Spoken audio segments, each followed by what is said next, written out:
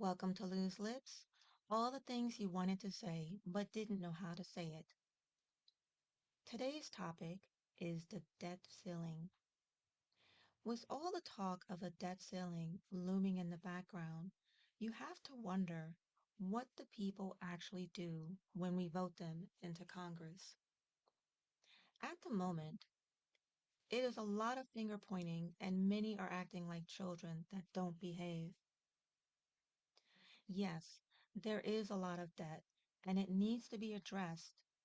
But it should not come to a point where we are hurting the very people that we voted into Congress.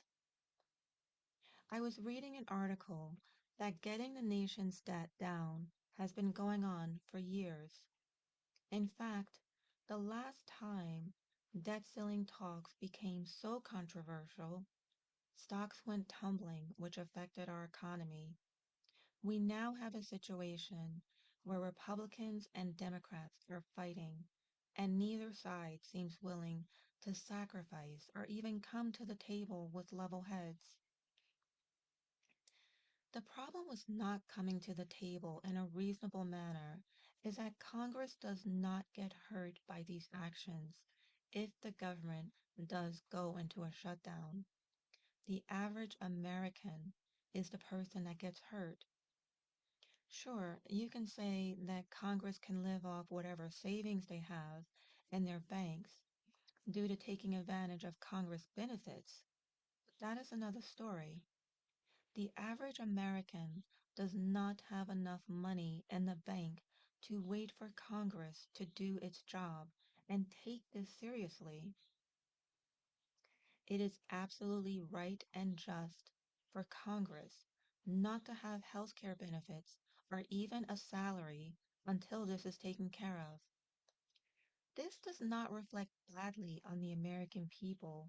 It actually reflects badly on the government for not coming to the table and acting like adults.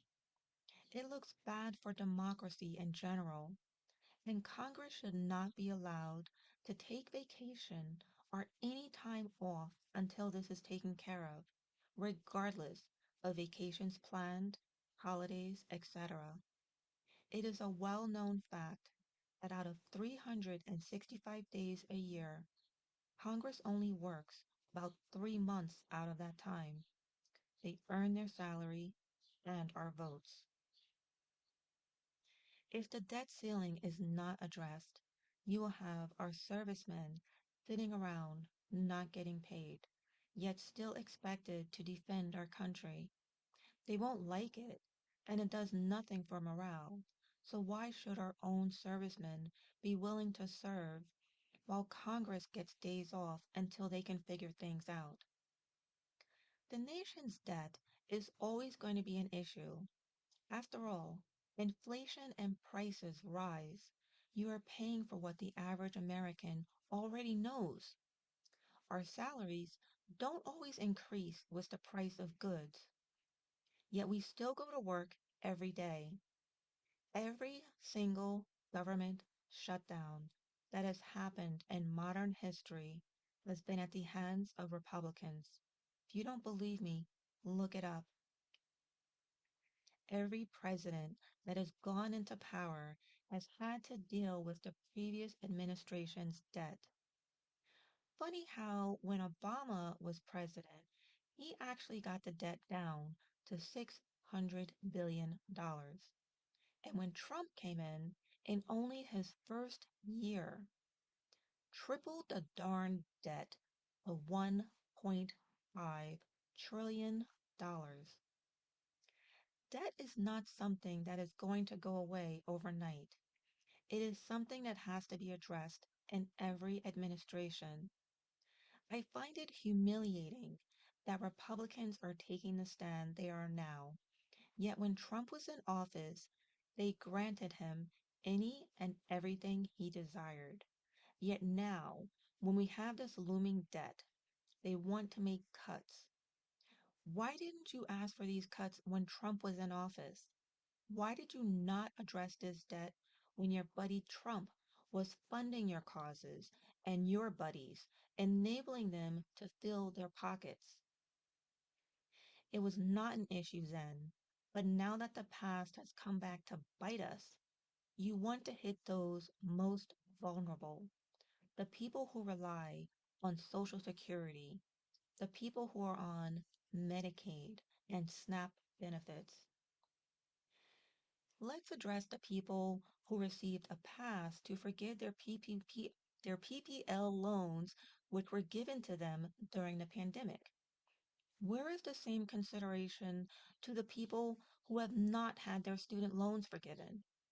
It's interesting that the Republicans want to cut now, and when Trump was in power, they raised a significant amount of debt. Do you see a trend here yet? I want to read you a quote that I recently found in an article, and it states, for most of the past century, the debt ceiling was routinely raised on a bipartisan basis. But starting in the Obama era, Republicans in Congress began using the dangers of failing to raise the ceiling, which experts believe would trigger an economic catastrophe, as leverage to coax the Democrats into signing on to spending cuts that they would oppose in any other circumstances. End quote. So, with all of the back and forth going on, do you think Biden will enforce the 14th Amendment, thereby stating the validity of the country's debt should not be questioned? This effectively allows Biden to tell the Treasury to ignore the debt and function as normal, because to cease to do so will effectively not allow him to do his job. I am not sure this is the answer, as well as this sets a precedent for future presidencies. But to institute this will allow for the people that rely on the government to not have their programs cut, as the Republicans are trying to do. We find it interesting that the Republicans want to cut at a time when they do not hold the majority of power. In order to effectively deal with the debt balances of power, and mind you, we're talking about the Congress, not in the Senate, where the Democrats have the power and the Republicans hold Congress. But in order to effectively deal with the debt balances of power that need to be in place, sure, there is a disparity of size and wealth within the country, but to deprive those that actually need funds without the means to gain more, why go out and hurt them? Speaking in terms of people on Social Security. Now, in terms of people on welfare, SNAP, Medicaid, Section 8, there are already programs in place to help these individuals gain better employment as well as better living conditions.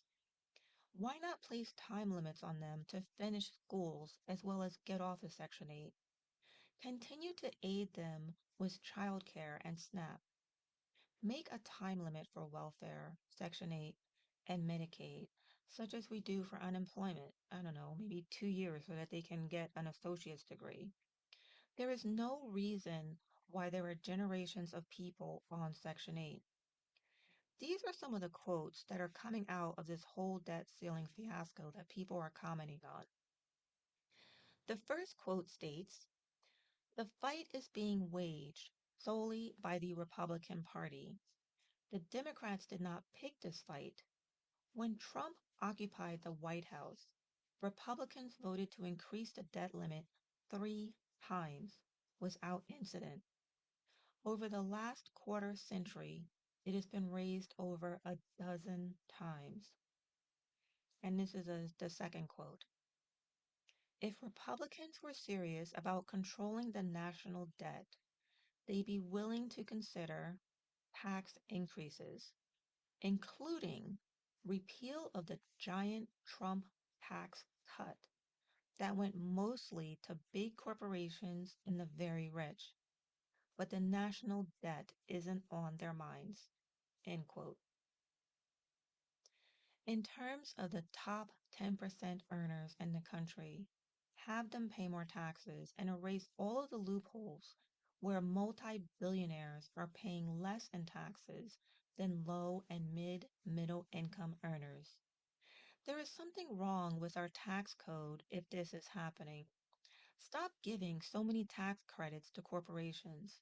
Make them pay their fair share.